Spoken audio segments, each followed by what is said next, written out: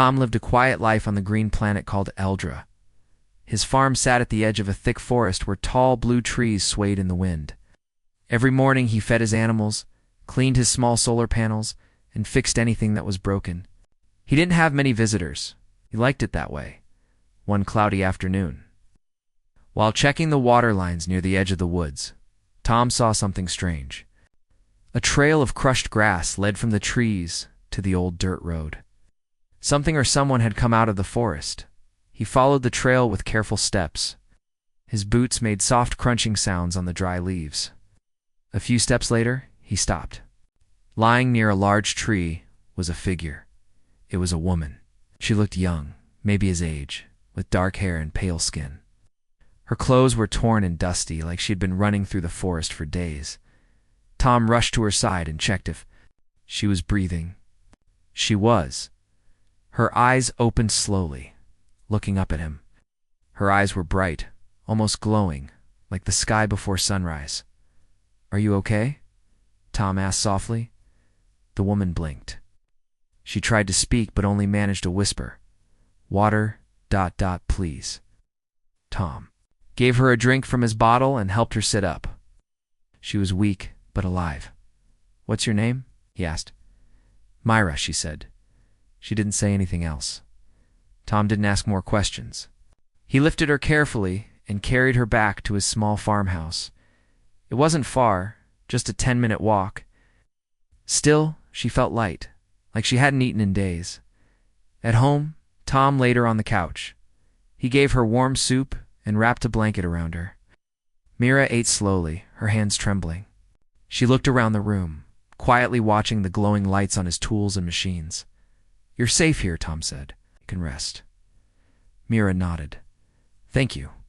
That night, Tom made a bed for her in the guest room. He didn't sleep much. He kept checking to make sure she was okay. Who was she? Why was she alone in the woods? Her clothes looked like they weren't from Eldra. They were made of some smooth, silver material that shimmered faintly in the dark.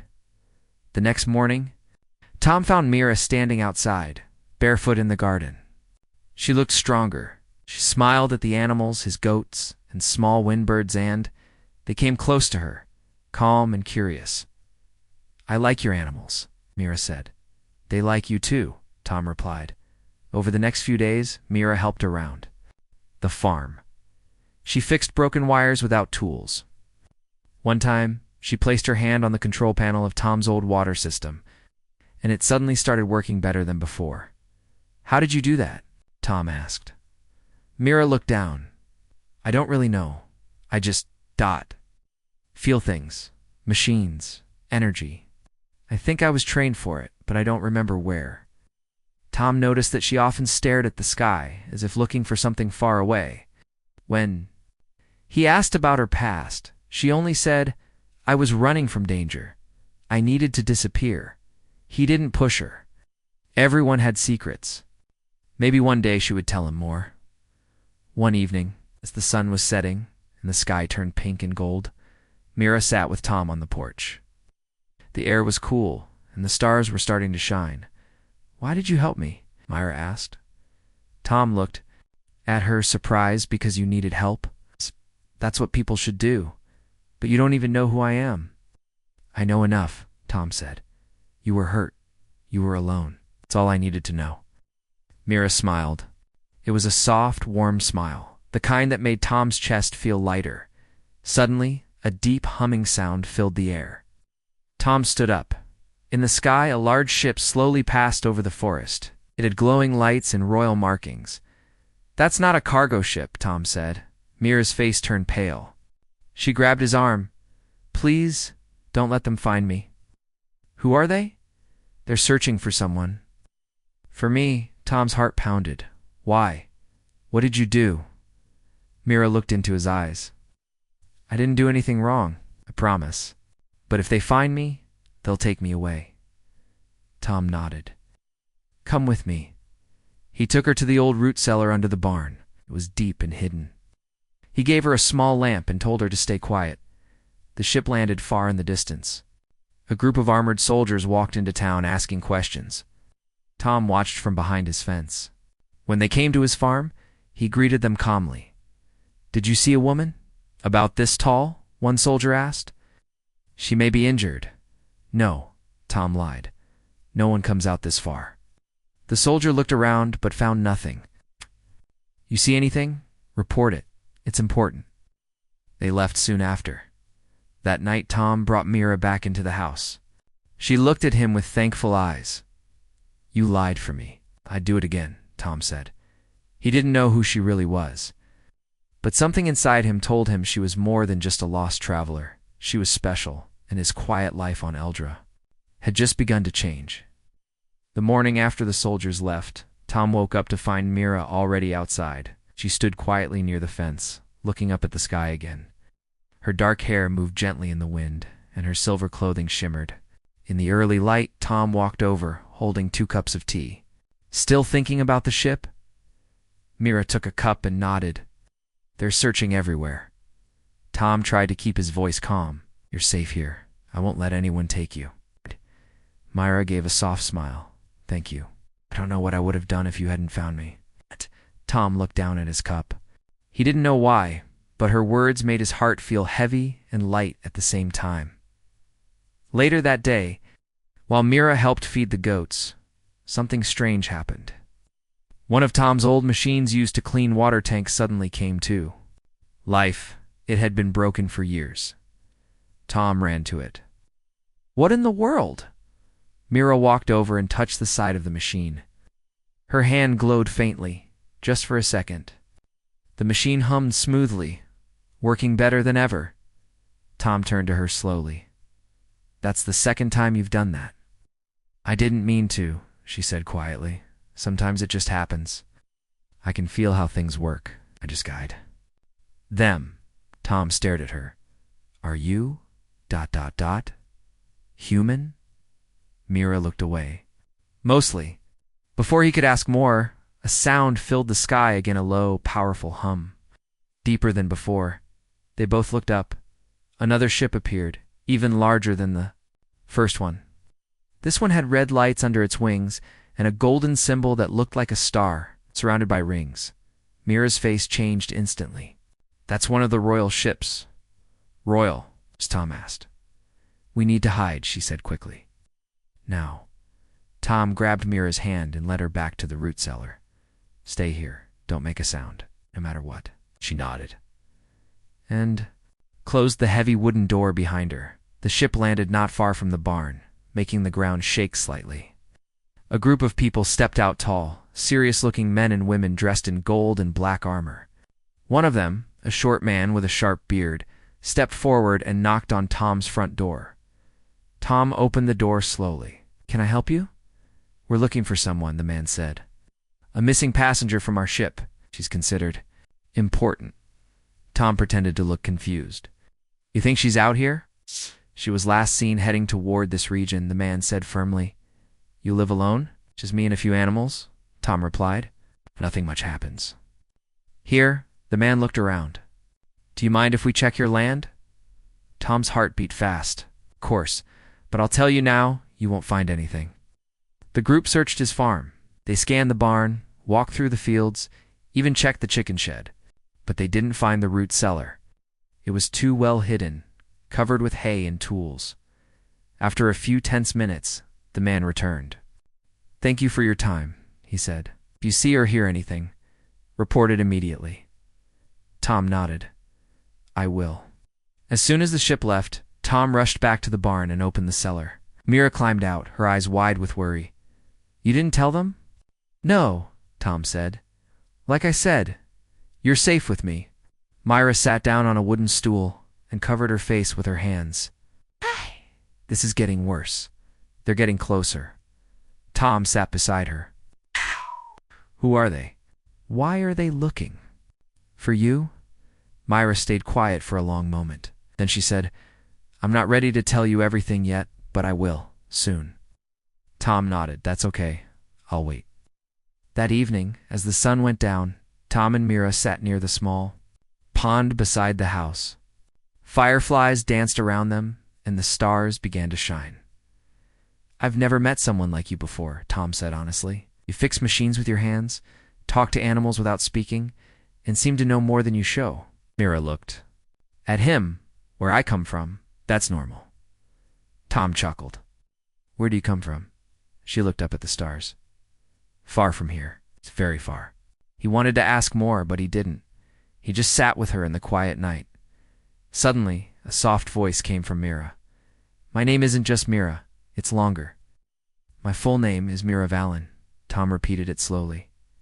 Mira Valen sounds ... royal. Mira smiled gently. It's because it is. Tom turned to her, surprised.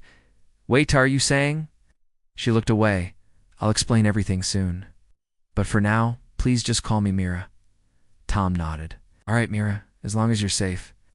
She looked at him with soft eyes. You helped me without knowing who I was. Most people wouldn't do that. Tom shrugged. I just saw someone who needed help. Mira didn't say anything, but her smile said enough, as the stars above them glowed brighter. Something unspoken grew between them, quiet bond made not by titles or powers, but by trust and kindness, and neither of them knew that this simple bond would soon change not just their lives, but the future of the galaxy, be life on. Tom's farm slowly returned to normal at least on the surface. Mira stayed hidden during the day and helped at night. She fixed broken wires, healed sick plants with her touch, and made little changes that made the whole farm run smoother. Tom had never seen anything like it. Still, she kept her full story to herself. Tom didn't press her, but he noticed how she always checked the sky or jumped at loud noises. She was calm on the outside, but something inside her was always tense. One evening, as the sun was going down, Mira was sitting by the small power hub near the barn. The hub had been broken for months. She placed her hand gently on the metal cover and closed her eyes. A faint light passed from her fingers into the machine. The lights inside blinked, then glowed strong and steady. Tom watched from behind, amazed. How do you do that? He asked, walking closer. Mira looked up. It's hard to explain. I can feel the flow inside things, machines, systems even, plants. It's like listening with your heart instead of your ears. Tom sat beside her. Were you born with this gift? She paused, then said, yes, but it was trained too. Where I'm from, people like me are taught how to control it. He was quiet for a moment. You said your name is Mira Valen? That sounds ... official. She gave a small nod. Looked at her, gently. You don't have to tell me everything, but I think it's time you told me something. Mira looked up at the stars. All right, I'll tell you part of it. She took a deep breath. I'm from the Xanthari system. It's a group of planets, united under one rule. My family. We've led the system for generations. I was born into that responsibility. I didn't choose it, but I was raised to protect it. Tom's eyes widened. You mean you're royalty? Mira nodded slowly. Yes. I'm the High Empress of Xanthari. Tom leaned back, trying to take it in. The quiet girl who helped him feed goats and fix machines was the ruler of an entire star system. I don't understand, Tom said. Why are you here hiding on a farm? Shouldn't you be in a palace somewhere? I should be, she said softly. But someone inside the court betrayed me. They wanted power for themselves. I escaped during a secret attack. Yeah, my ship was damaged, and I landed here, far from their reach. Tom looked at her with concern. You were running for your life. Yes, Mira said. And I didn't know who to trust, so I stayed silent. I didn't even plan to survive, but then you found me. Tom didn't speak. He just looked at her, seeing her in a new light. She wasn't just a mysterious woman anymore. She was someone who had lost everything, but still chose to help others. You didn't have to fix anything on my farm, he said quietly. You could have just hidden. Mira smiled. Helping. You helped me. It reminded me of who I am, not as a ruler, but as a person. Tom stood and offered her a hand.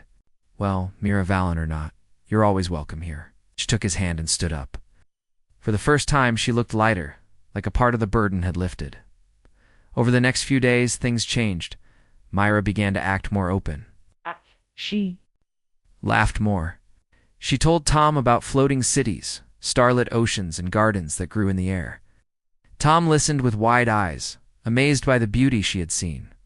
One night, as they sat near the porch, a small drone flew past the field. It blinked with blue lights, scanning the area silently. Tom stood quickly. That's new. Mira's face turned serious. They're getting closer. Is it safe for you to stay here? No, she said. But I'm not leaving. Tom frowned. You're the most important woman in the galaxy. You need protection. Mira shook her head. I need to finish something first. I need to find out who sent the signal that brought the ship here. Someone close to the betrayer is nearby. Tom stared at her. You think someone in this area is working for them? Yes, Mira said. They're looking in the right place. I need to know how they found me. Tom nodded. Then we'll find out together. That night, Mira connected her hand to Tom's old communication pad. The screen, which had always shown static, came alive with glowing symbols. Mira closed her eyes, letting the data flow into her mind. There, she said. A signal was sent from the village 2 nights ago? Tom looked surprised. The village? But everyone there knows me. They wouldn't. Someone did, Mira said. And we need to find out who. The next morning, Tom and Mira went into town. Mira wore a hood and simple clothes to hide her face. People greeted Tom kindly. He introduced Mira as a visitor, helping on the farm. They stopped at the local tech shop, where a quiet man named Bren worked. Hey, Tom, Bren said, wiping his hands. Need a new wire? Actually, Tom said slowly, we heard a signal was sent from around here recently. Strange activity. You know anything? Bren hesitated. Well, I saw someone using an old uplink station near the hill. Looked out of place, didn't recognize him. Mira looked at Tom. Can you show us where it is? Bren nodded. Sure, but be careful. That uplink is connected to long-range towers. Whoever used it could have contacted anyone. Later that evening, they found the old uplink station. It was hidden in a small shack, dusty but recently used. Mira placed her hand on the console. Her eyes glowed faintly. It sent a scan signal. She whispered, a scan designed to find my energy signature. Tom looked shocked. That means they knew you were close. Mira nodded. Yes, and someone here helped them find me. She stood up, her face calm but focused, peaceful. Days are ending, Tom. It's time I stop hiding. Tom looked at her, proud and a little afraid. Whatever happens, I'm with you. She smiled. Thank you. As they walked back toward the farm, the stars above them sparkled quietly. But something in the wind had changed. The secrets were no longer hiding in the shadows, and soon the galaxy would remember the name Mira Valen. The air on Eldra had changed. It wasn't just the sky or the clouds, it was something deeper. The silence felt heavier. Even the animals moved more carefully. Tom noticed it. So did Mira. Every morning she looked up at the sky a little longer. Every evening she checked the communication screens with more care.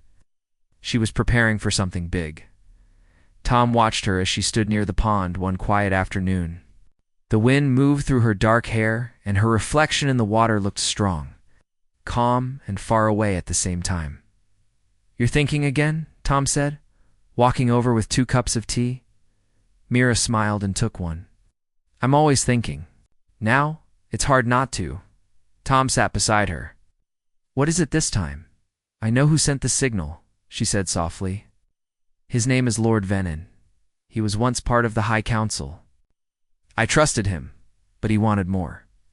Tom frowned. He's the one who tried to take your place? Yes, Mira replied. He used lies and fear to turn others against me, but I escaped before they could remove me completely. Tom shook his head. I don't understand people like that. Why take something that's already being used for good? Because power can be a heavy thing, Mira said. Some people want it not to help others, but to control them. They sat in silence for a while, listening to the wind move through the trees. Then Mira spoke again. I think it's time I stop running. If I stay silent, more people could get hurt. I need to speak the truth. Tom looked at her. Then let's do it together. That evening, Mira stood in front of Tom's old workshop. She had repaired the small tower on top of it and adjusted the signal range. The lights blinked steadily. "I'm going to send a message," she said. "It's not just to my people, but to the galaxy." Tom stood nearby, ready to help. "Do you need anything?" Mira gave a soft smile. "Just your support." She placed her hands on the control pad. The machine buzzed quietly. A soft blue light surrounded her fingers. Her voice became calm, steady, and clear. "To all who can hear this, my name is Mira Valen. I am the rightful empress of the Zenthari system. I am alive, I am safe, and I will return." The signal spread through the stars. It passed through satellites, old stations, and listening posts across space. Somewhere far away, people who had lost hope would hear it and remember her name. The message was done. Mira stepped back. Her eyes looked tired but peaceful. Tom placed a hand on her shoulder. "You were brave." She nodded. "Now we wait." But the wait didn't last long. The next day, a dark ship appeared in the sky. It was larger than the last one, with silver wings and a deep red glow beneath. It didn't land near the town this time. It landed on Tom's land, just past the backfield. Tom and Myra stood on the porch as dust blew across the yard. The ship's door opened slowly, and a tall figure stepped out. He wore black and gold robes and walked with quiet confidence. "That's him," Mira said. "Lord Venin." Tom narrowed his eyes. "What does he want? To take me back? Or stop me?" Venin walked forward, hands behind his back. He stopped a few feet away from them and smiled politely. "Mira Valen," he said in a smooth voice. "So this is where you've been hiding." "I wasn't hiding," Mira replied calmly. "I was healing." Venin glanced at Tom and the farmer. "Is he your new bodyguard?" "He's my friend," Mira said. "And he's done more for me than you ever did." Venin raised an eyebrow. "You've changed." "So have you," Mira replied. "You used to care about people." "Still do," Venin said. "But the galaxy needs strong leadership." "You were too soft." Mira took a step forward. Her voice was steady. "Strong does not mean cruel. Kindness is not weakness." Venin looked amused. "Come with me, Mira. You've sent your message. Let's go back and talk properly." She said, "I'm not going anywhere with you." Venin's eyes narrowed. "Then you leave." "Me no choice." He lifted a small device from his sleeve. It glowed red, ready to call his guards. But before he could press it, something happened. The machines around the farm powered up all at once. The windmill spun fast. The lights on the barn flashed. Even the water pump started humming loudly. Tom looked around in surprise. "Going on?" Mira stepped forward and raised her hand. The air around her shimmered slightly. Her voice became strong and clear. "I am Mira Valen, rightful Empress of Zenthari. I command this land, and no one will take me from it." Venin's hand froze. His device sparked and shut down. His face changed. The quiet smile was gone. "You've awakened your power," he said. "I never lost it," Myra replied. "I only forgot how to use it." Venin stepped back slowly. "This isn't over," Mira nodded. "You're right. It's just beginning." Venin turned and walked back to his ship. The door closed, and the ship rose into the sky, vanishing into the clouds. Tom stared at Mira. "What just happened?" "I used my voice," Mira said. "A gift passed down in my family. It connects to technology and nature. Only works when spoken with full truth." Tom looked at her with awe. "So, you really are powerful." Mira turned to him, her face soft again. "Power didn't save me, Tom. You did." He smiled. "I just gave you soup and a blanket. That's more than most rulers ever get." They laughed quietly together as the wind moved gently around them. For the first time since she had arrived, Mira looked truly free, and far across the galaxy, her message had already begun to awaken something greater hope. Days passed. After Lord Venin's visit, Mira and Tom worked quietly, but they both knew something had changed. Venin had seen her power. He had walked away, but he wouldn't stay away for long. Mira checked the signal tower every evening. Messages were now coming in from distant places. Some were short. We heard you. Others said, stay safe. We believe in you. Tom read a few and smiled. Seems like a lot of people care about you. Mira nodded. More than I thought. Maybe I still have a chance. One night while Mira sat outside watching the stars, she felt something strange. A pulse in the air, like a heartbeat. Not her own. Tom stepped outside, carrying a small blanket. Cold tonight. Mira didn't answer. Her eyes were focused on the dark sky. They're coming, she said softly. Tom followed her gaze. At first, he saw nothing. Then 3 small lights appeared in the sky. They were moving fast and low. More ships? He asked. Yes, Myra whispered. Hunters. The ships flew over the trees and circled the farm. One landed near the pond, the second near the barn, the third just behind the hills. Tom grabbed a small light and walked toward the closest one. Should we hide? No, Mira said calmly. They're not here for a visit. We can't run any more from the first ship. 5 figures stepped out. They wore dark suits with visors that covered their faces. They moved slowly and carefully, like trained trackers. Tom stood in front of the barn. Watching them, the lead figure lifted his visor. He was younger than Tom expected, with sharp eyes and silver hair. We have orders, he said. We're looking for someone. Tom kept his voice steady.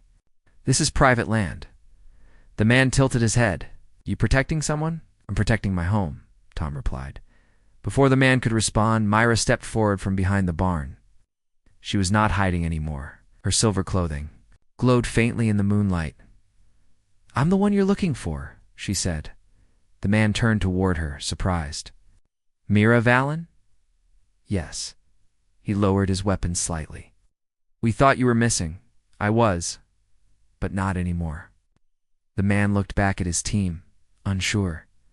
We were told to bring you to Lord Venin. Mira shook her head. Is no. Right. I am still the ruler. I didn't give up my place. One of the hunters stepped forward. She's speaking the truth.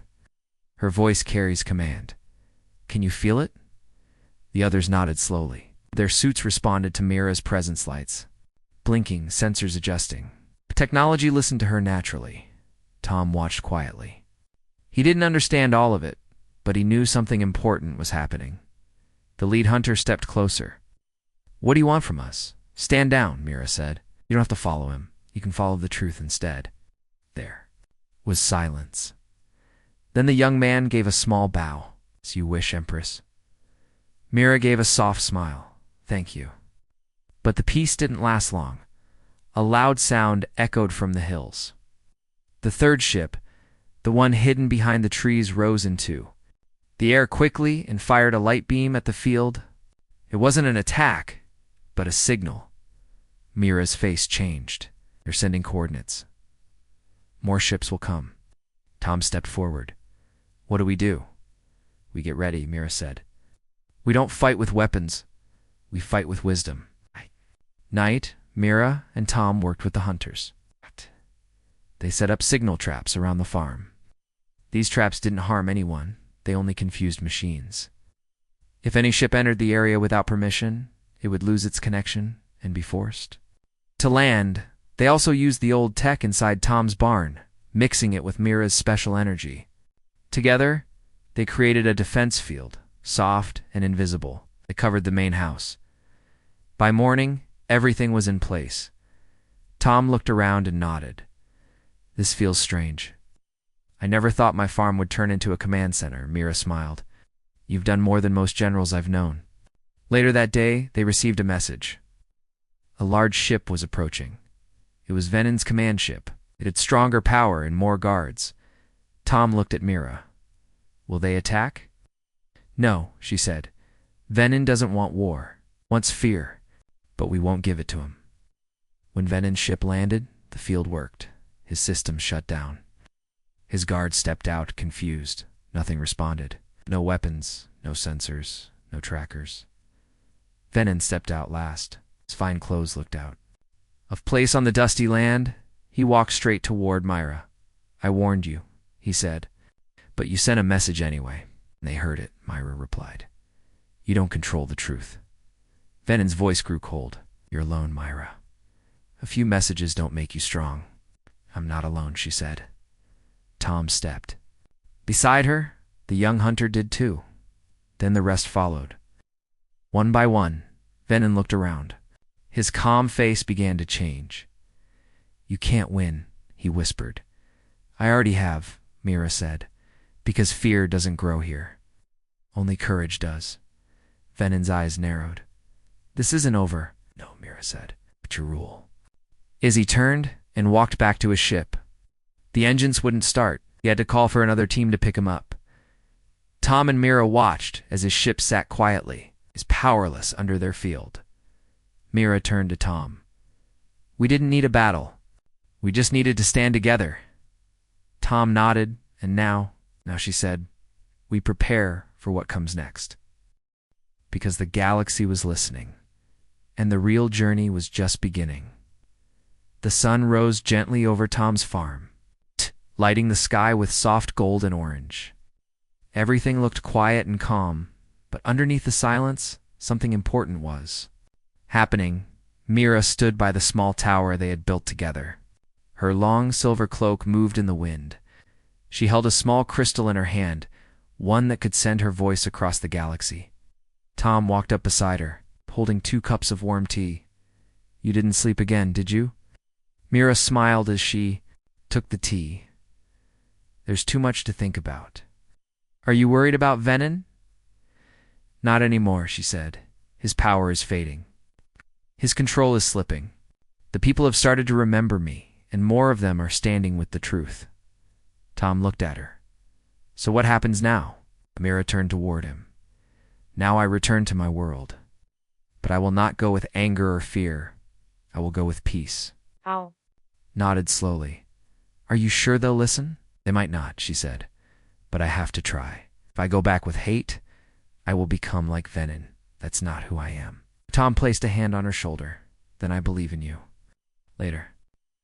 That day, ships began arriving not to attack, but to protect. They came from far-off planets, from peaceful colonies, and from old allies who still remembered Myra's kind rule.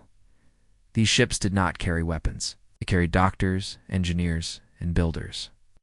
They came with messages of hope and support. One of the first to step out was Liane, a soft-spoken woman with silver markings on her skin. She bowed deeply when she saw Mira. My Empress, she said. I never stopped believing in you. Mira took her hands. Thank you, Liane. We have much to rebuild. Together they began making a plan. The hunters who once came for Mira now stood as her guards. People of Eldra helped however they could, offering tools, food, and strong hands. Tom watched everything from the side, amazed. His quiet farm had turned into the heart of a new beginning, but he also knew that Mira's time here was ending. That evening, Mira stood alone by the pond. Tom walked over quietly. You leave tomorrow? He asked. She nodded. Yes, a peace council has been called. I must face the High Council. They must hear my voice again. Tom tried to smile, but his eyes were sad. I'll miss you. Mira turned to him. I'll miss you too. They stood in silence for a moment. I was just a farmer, Tom said. I didn't do anything special. You gave me shelter when I was lost, Mira said. You fed me when I was hungry. You believed in me when I couldn't even believe in myself. That's more than special. Tom looked down. What if things go wrong? What if they don't accept your peace?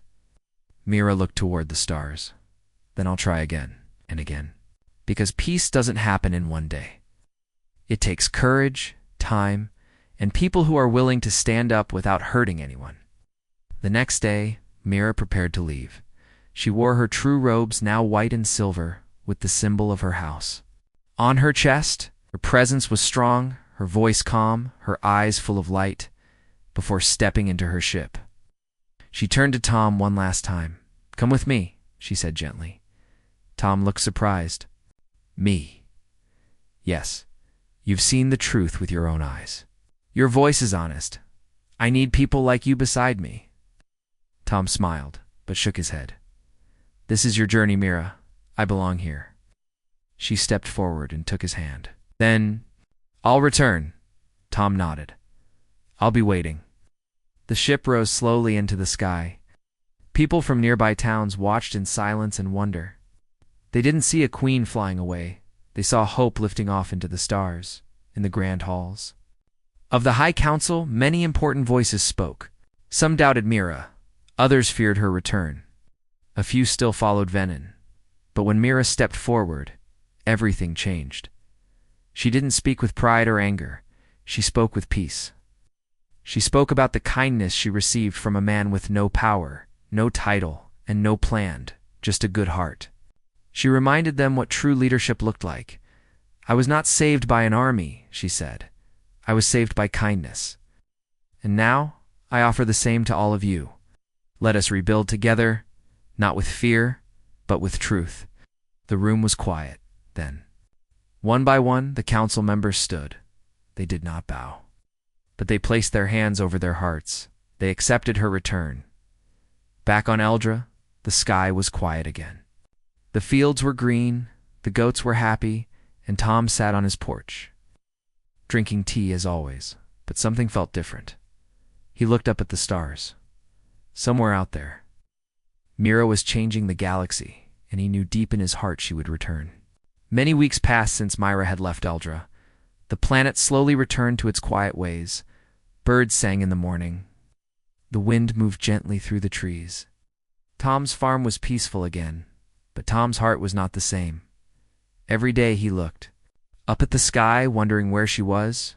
He still fed the animals and fixed machines, but something inside him had changed.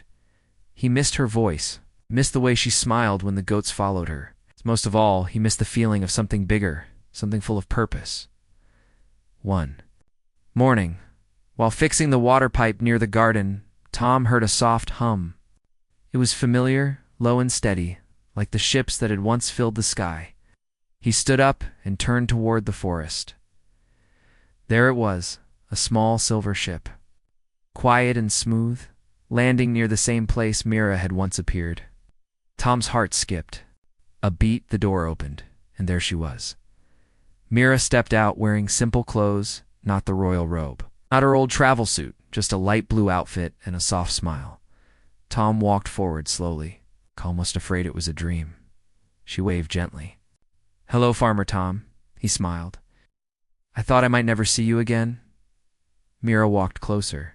"I promised I would return." They stood in silence for a moment, both smiling, both remembering. Tom finally asked, "How did it go?" Mira nodded. "Better than I hoped." The council accepted peace. Many of them saw the truth in my words. Even those who once followed Venin are now starting to listen. "What about him?" Tom asked. "He's been removed from power," she said calmly. "He lives far away now in quiet exile. I didn't punish him. I only asked that he never lead again." Tom nodded. "It sounds like you." She looked at the farm. "Everything's still the same, mostly," Tom replied, "except the machines work better. Still remembering your touch." They both laughed. Mira sat on the old wooden bench near the pond. Tom sat beside her. "I miss this place," she said. "I missed you." They looked out over the water, where the reflection of the sky danced gently on the surface. "I've been offered full control again," Mira said. "The people want me to return to the palace. They want me to lead." Tom looked at her carefully. "Is that what you want?" She thought for a moment. "I want to help. But I also want to be real. To live like a person, not a symbol. To lead with heart, not just with laws." Tom smiled. "And maybe you need both. A palace when needed. A farm when needed." She looked at him. "Would you visit me? In the palace?" Tom chuckled. "I'm not sure I know how to sit on fancy chairs." "You can sit on the floor," she teased. They both laughed again. Softer this time. The sun began to set, painting the sky with gold, red, and purple. "I brought something for you, Mira," said, reaching into her small pack. She pulled out a small metal badge with a star carved into it. The star was surrounded by a circle of lines, just like the symbol Myra once wore on her chest. "This is the symbol of the voice of peace," she said. "It's given to those who speak with kindness and protect without fear." Tom looked at the badge, then at her. "You're giving it to me? You earned it," she said. "Without you, I would never have found the strength to return." Tom held the badge gently. "Thank you." "I also brought something else," Mira said with a soft smile. She took a small glass orb out of her pack. It glowed with a soft blue light. Inside, tiny shapes moved stars, clouds, and planets. It looked like a whole galaxy inside her hands. "This is a memory orb," she explained. "It shows a moment that matters." She placed it in Tom's hand. The orb glowed brighter. Inside it showed a simple centum kneeling beside Mira under the tall tree the day he found her.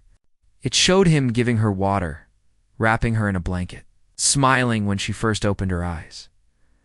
Tom watched the image with quiet eyes. "I didn't do much," he said. "You did everything," Mira replied.